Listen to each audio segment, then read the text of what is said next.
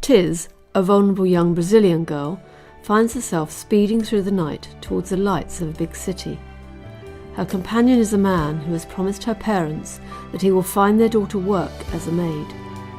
What awaits her there is something different, however, and her life becomes increasingly fraught with danger, both mental and physical.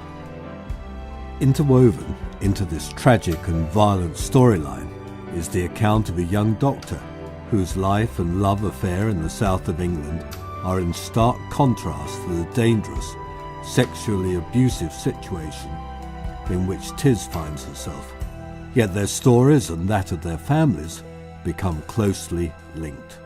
You are listening to Tiz from the novel The Garden of Sparkling Delight by Deborah Vaughan. Part 21. Peaceful Delight. Here, Doctor and friend Aidan recalls the painful details of Tiz's funeral and asks Sister Maria what should be done with the very few items Tiz owned. Sister Maria makes a suggestion which Davi, Yara, Chinn, Kirsty and Aidan all think is good. Following Tiz's death in compliance with local custom, her body has to be buried within 24 hours, and until then, a vigil is maintained. Later that evening, after work, he'd fetched Davi and Yara from the oratory, leaving Chinn to keep vigil, and had taken them back to the house for a meal. Then the three of them had walked quietly across the dark gardens to resume their watch. When they entered, they discovered Sister Maria and two other nuns sitting in perfect stillness on the benches, their faces dimly lit by the light of several candles now burning round the coffin. One had also been lit in front of the statue, illuminating the serene face of the Virgin Mary, who seemed to be looking down at Tiz with sadness and compassion. Soon after their arrival, the two sisters had left, leaving the five of them alone together. There they'd sat in silence as the leaden hours had slowly crept past, for there had seemed nothing they could say to each other that would ease their grief. When midnight came, Aidan had felt he ought to take Davi back home to get some sleep. The small boy had refused to come, however, saying something to him in Portuguese that Aidan hadn't understood. He looked inquiringly at Sister Maria, who explained, "He says that tomorrow he's going to lose Tiz forever, so he must stay with her until the end." In the early hours of the morning, Aidan had finally decided to go back home. At the doorway to the oratory, he'd turned and taken one last look at the coffin and the four watchers on the bench. There, in the dim, flickering light, was Sister Maria, an invincible rock, with Yara and Davi either side of her, their heads resting on her shoulders. Chinn, head bowed, was sitting a little way apart from the other three. It was a poignant tableau he would never forget. Quietly, he'd crept away back to Kirsty and Joy. The next day had been even worse, for, when their small party had reached the burial ground, Aidan had been appalled at the sight that had met his eyes. He'd expected the cemetery to be something like the graveyards in England, but this one was merely a huge excavation in the ground, about the size of a swimming pool. Coffins were being stacked into it, close together like containers on a ship. Sister Maria, on seeing his horrified expression, had explained that the hole would be covered in once it was full, and this was all the poor could afford. When he'd recovered a little from the initial shock, he'd looked at Davi and had seen that the scene profoundly affected him too. He vividly recalled the small boy's eyes growing round with horror as his sister's coffin was placed among the others. At that point he'd put his arm round him, and they'd both stood, forcing their eyes to watch, until her coffin finally disappeared from view, buried, not in soil, but by the dead themselves in their wooden shrouds. What an ignominious and subhuman way to be remembered, he thought bitterly. Is this really going to be my last memory of Tis? The harsh screech of a macaw outside the window broke his reverie, and he glanced up at the filing cabinet next to his desk. On top of this was a shell that had been Tiz's dearest possession. Aidan wasn't yet sure who should have it, but the very fact that it was there seemed to give him a palpable connection with her, and to ease the ache in his heart. What is she now? He murmured sadly to the shell, but just a decomposing body in a coffin. And she didn't even have any children. At least that would have been a kind of immortality. It seems ironic, he mused thoughtfully, that she was raped and abused so many times, and yet not one child was conceived. He thought again of his last view of Tis, before the coffin lid had been fitted. She looked so very small and shrunken, he murmured, still half addressing the shell. You didn't see her then. Mind you, even when she was alive and healthy, her body was so slender, it only filled a small space, didn't it? And when she crumbles into dust, she'll take up an even smaller space, won't she? Eventually, of course, she'll become part of the carbon cycle in the world, he reflected, remembering with a shiver that all living things are made from recycled stars. Then, at that point, she'll enter into the stream of life again, I suppose. But as what, I wonder? Inexplicably, he began to find a little bit of comfort in the fact that the raw materials of Tiz's body would be reused to make other new life. Toying with the idea in his head, he eventually gave up trying to compose his report altogether, and instead took a clean sheet of paper and began marshalling his thoughts into a poem. After a while, he sat back in his chair, looking at the words he'd written. It was only a short poem, but it had taken some time to write, and the paper was covered with crossings out. Quietly he began to read. The space that's full of me sits here beside the desk. When I move on, the space fills up, and I take up a space next door. In death, my space will gently fade into a small heap of dusty particles. Then one day, Earth's revolutions hence, I may become your space. The question hangs, how many spaces am I? Well, that didn't cheer me up much, he said to himself when he'd finished. The thought of her becoming a tree or even another person isn't very consoling. It's too remote. And philosophizing aside, I still have the problem of what to do with this shell, and it's bothering me. It suddenly occurred to him that perhaps Sister Maria could help him decide how to dispose of it. Maybe she'll think that Davi should have it, or perhaps 'tis Mum, he thought. Whoever I give it to, the others are going to be upset. I wonder if she's in her office. When I finish this report, I'll go and see. He sighed and turned once more to his work. Later that morning, Aidan made his way to Sister Maria's small office in the hospital. The nun was working at her desk, an unaccustomed frown on her face as she added up a column of figures with a calculator. She looked up at him inquiringly as he entered.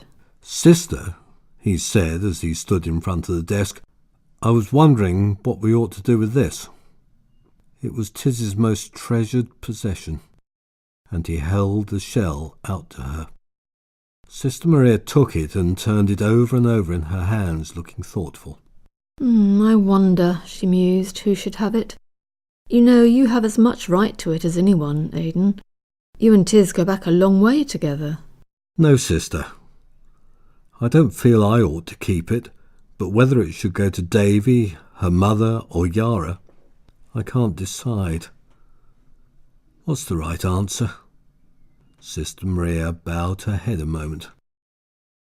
I do believe she's praying, thought Aidan, amazed. She can't really be expecting God to tell her what to do with a shell. A few seconds later, the wise old eyes opened again and regarded him thoughtfully. You know, Aidan, she said slowly, I don't believe anybody should have it. I'm sure we should give something to Tiz's mother, but I think we should send her one of the handkerchiefs. Davy must have the other one.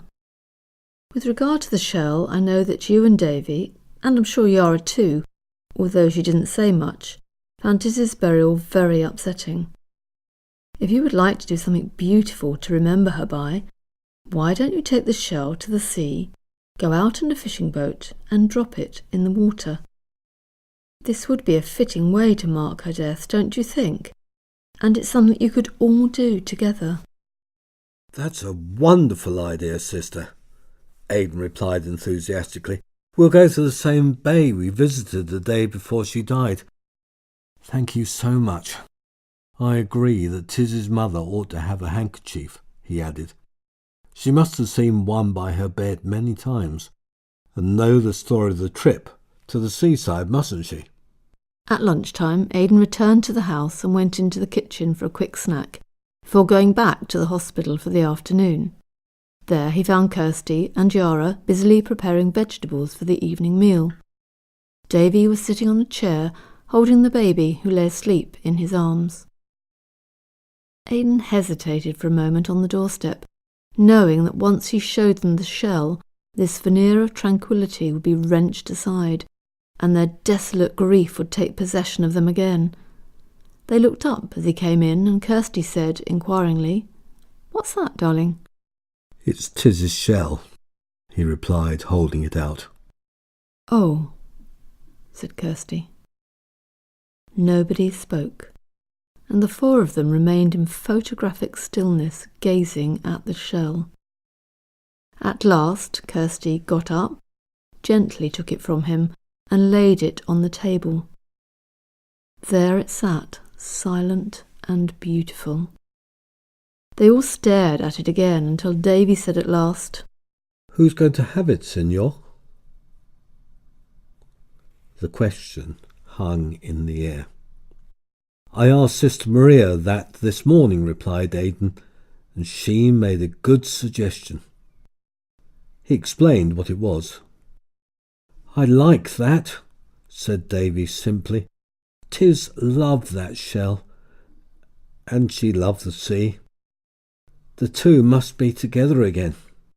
I think that's a good idea too, said Yara. I can't forget all those coffins. It was horrible, horrible, and she covered her face with her hands and groaned. Why don't I go with Yara to the market this afternoon and get a beautiful box to put it in, said Kirsty. Would that help, Yara? Yes, replied Yara in a voice heavy with grief. Yes, it would. Tiz would like us to do that. The market, when they arrived later that afternoon, was as vibrant as ever. Merchants stood behind their stalls shouting their wares, their vegetables and fruit tumbling over the tables in a kaleidoscope of colours.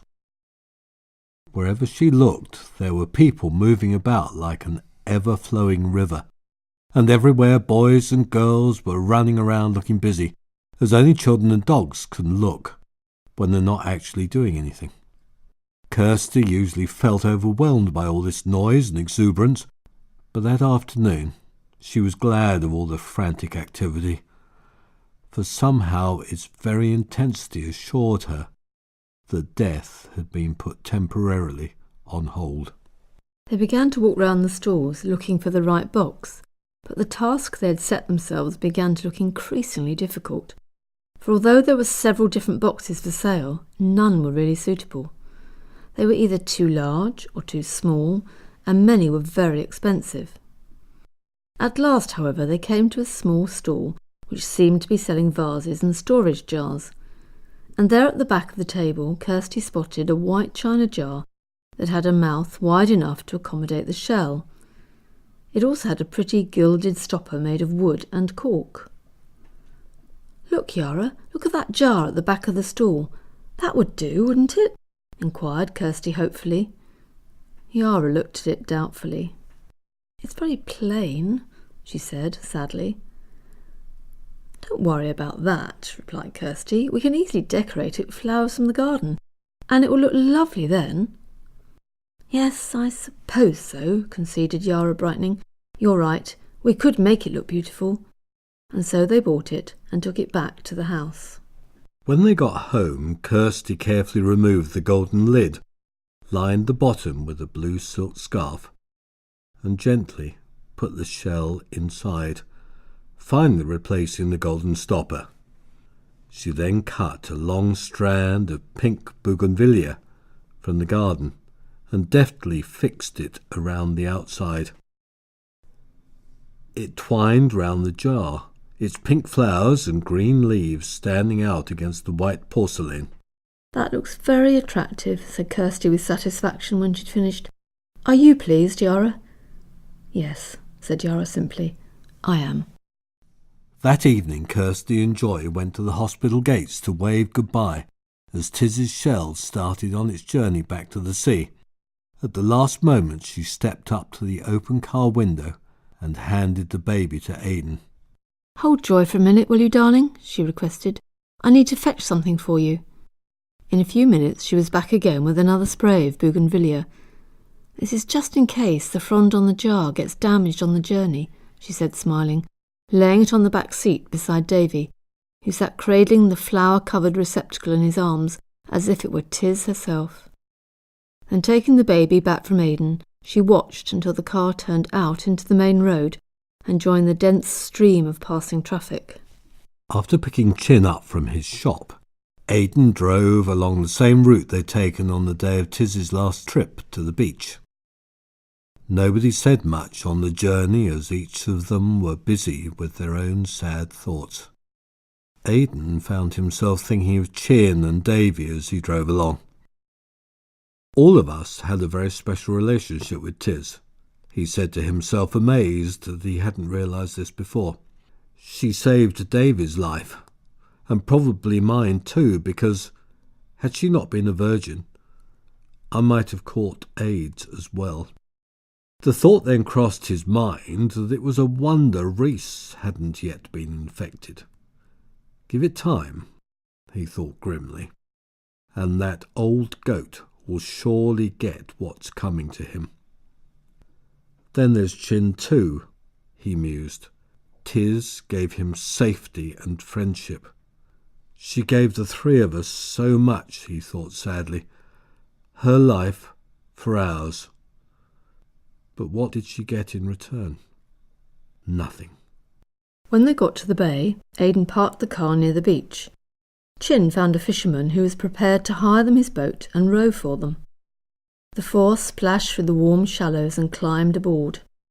Chinn and Aidan sat in the stern, and Yara and Davi, who was carrying the jar, in the prow. When they were settled, the fisherman took his place on the central thwart and began to row slowly out into the bay. It was evening time, and the sun was beginning to set in the west. A shining golden path stretched ahead of them, and all was still and quiet. The only noise came from the rhythmic splash, splash of the oars as they moved up and down, shedding droplets of shining water, which fell in glistening showers back onto the surface of the sea.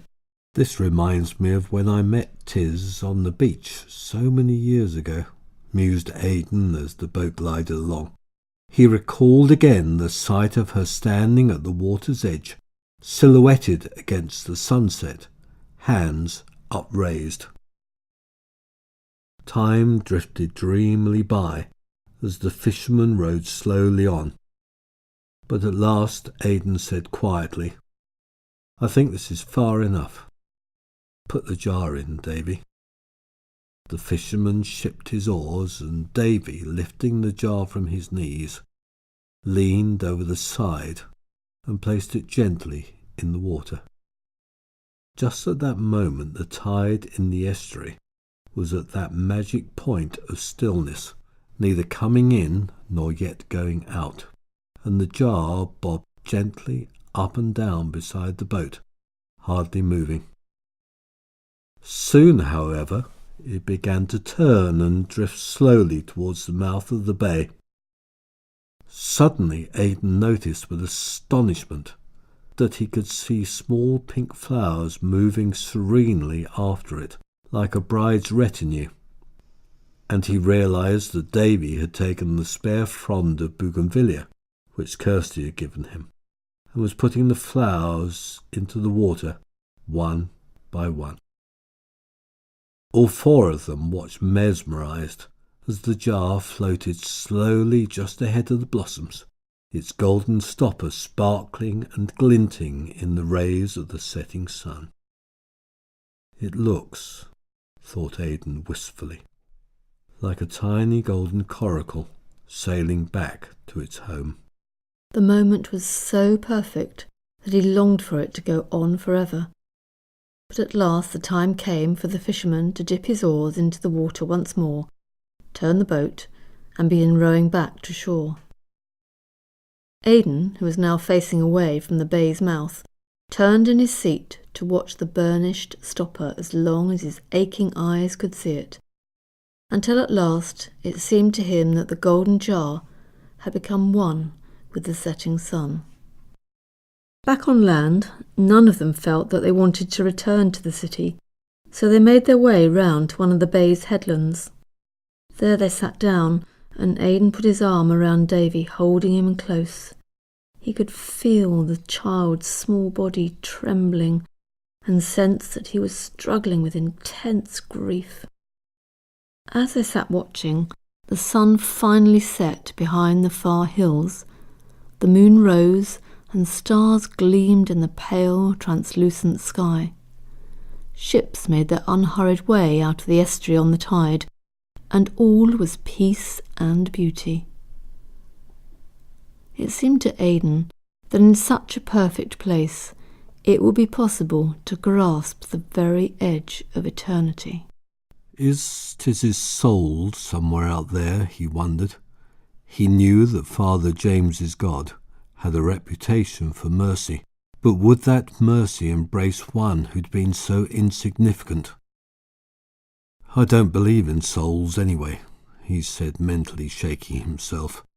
"No, I must get back to the sweat of daily life, the patients dying of AIDS, the young girls sold into slavery, and do something about them. That's a battle I shall enjoy fighting. And I'll do it for you, Tiz. I'll do it for you." Suddenly, he felt his heart lighten, as if some cosmic power had approved of his resolve to be the joke in the machine. Still they sat, and as night descended, a solitary white dove came and perched in the branches of the dead tree on the headland, and sang as if its heart would break. Back in the village, Anna was threading clear glass beads. They made a tiny clicking noise as each dropped into its appointed place on the string, where they glowed in the light of the setting sun like teardrops caught on gossamer. Beside her on the table lay a carefully folded handkerchief, monogrammed with the initials A, V, and 2 intertwining fish. The wind was rising, and under Tiz's old bed, a dead ant lay buried under a pile of dust.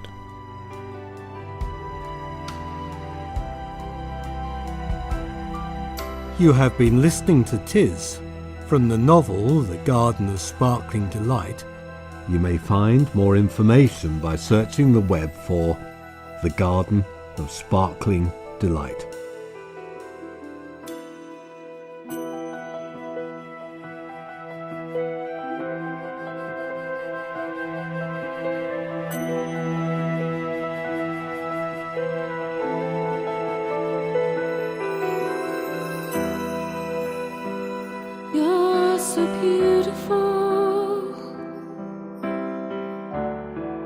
Who could ever take that away?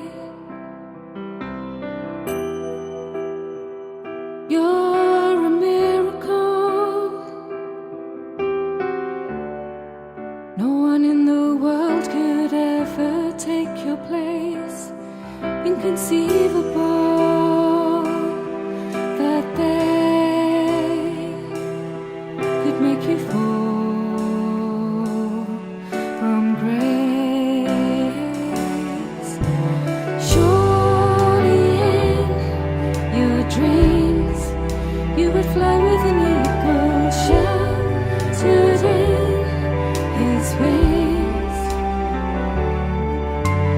soaring to the skies with the wind in your hair, a safe place only can hide.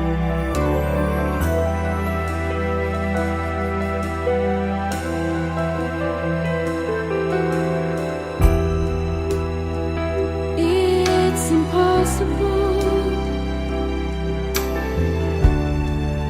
to know just how it feels. Indescribable. Let me take on all of your tears. Your childhood just fades into years.